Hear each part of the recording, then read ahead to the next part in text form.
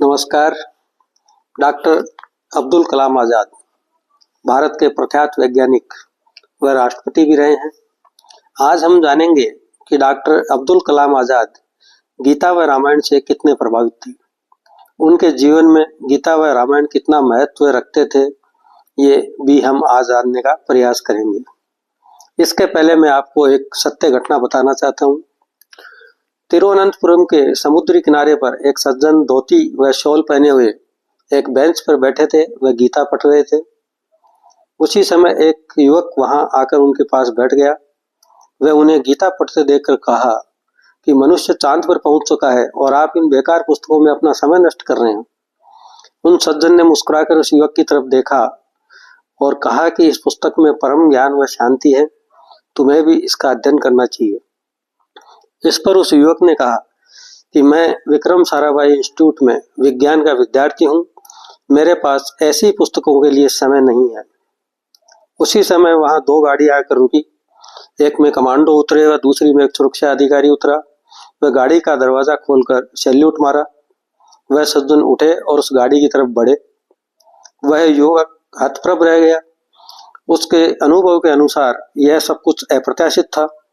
वह दौड़कर उस गाड़ी के पास गया और उन सज्जन से पूछा कि आप कौन हैं। उन सज्जन ने जवाब दिया कि मैं विक्रम साराभाई हूँ। जवाब सुनकर वह युवक सन्न रह गया।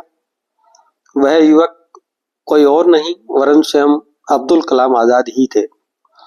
उन्होंने विचार किया कि जिस पुस्तक को विक्रम साराभाई पढ़ते हैं उसमें कुछ तो अवश्य है। इसके बाद डॉक्टर अब्दुल कलाम आजाद ने गीता का अध्ययन किया।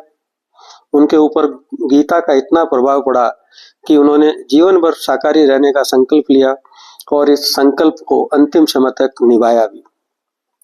इसके बाद उन्होंने रामायण का भी अध्ययन किया। वह उससे भी बहुत प्रभावित हुए। उन्होंने डॉक्टर विक्रम साराभाई को अपना गुरु मान लिया।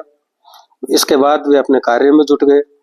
कुछ ही समय में डॉक्टर विक्रम साराभाई डॉक्टर अब्दुल कलाम आजाद की प्रतिभा को पहचान गए और उन्होंने अब्दुल कलाम आजाद को कई महत्वपूर्ण योजनाओं में अहम जिम्मेदारियां दी। अपनी प्रतिभा व अपने गुरु के मार्गदर्शन के बल पर शीघ्र ही डॉक्टर अब्दुल कलाम आजाद आगे बढ़ते गए। भारत के परमाणु कार्यक्रम, अंतरिक्ष कार्यक्रम को भी गति देने में लग गए।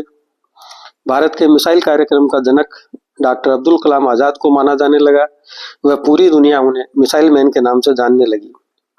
इसरो व डीआरडीओ में विभिन्न प्रमुख पदों पर रहते हुए उन्होंने भारत को मिसाइल, परमाणु व अंतरिक्ष क्षेत्र में आत्मनिर्भर बनाने में अपना महत्वपूर्ण योगदान दिया।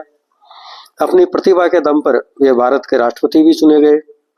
अपनी पुस्तकों व संस्करणों में वे अपने गुरु डॉक्टर विक्रम साराभाई के सहयोग व मार्गदर्शन की प्रशंसा करते हैं। उनके शब्दों में भगवत गीता एक वैज्ञानिक पुस्तक है।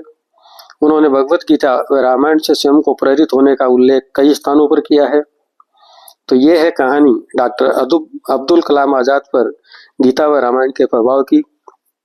आज आवश्यकता है कि हमारे देश की युवा पीढ़ी हमारे ग्रंथों का अध्ययन करे व इनमें छिपी वैज्ञानिकता को पहचान कर राष्ट्र व समाज के हित में कार्य करें।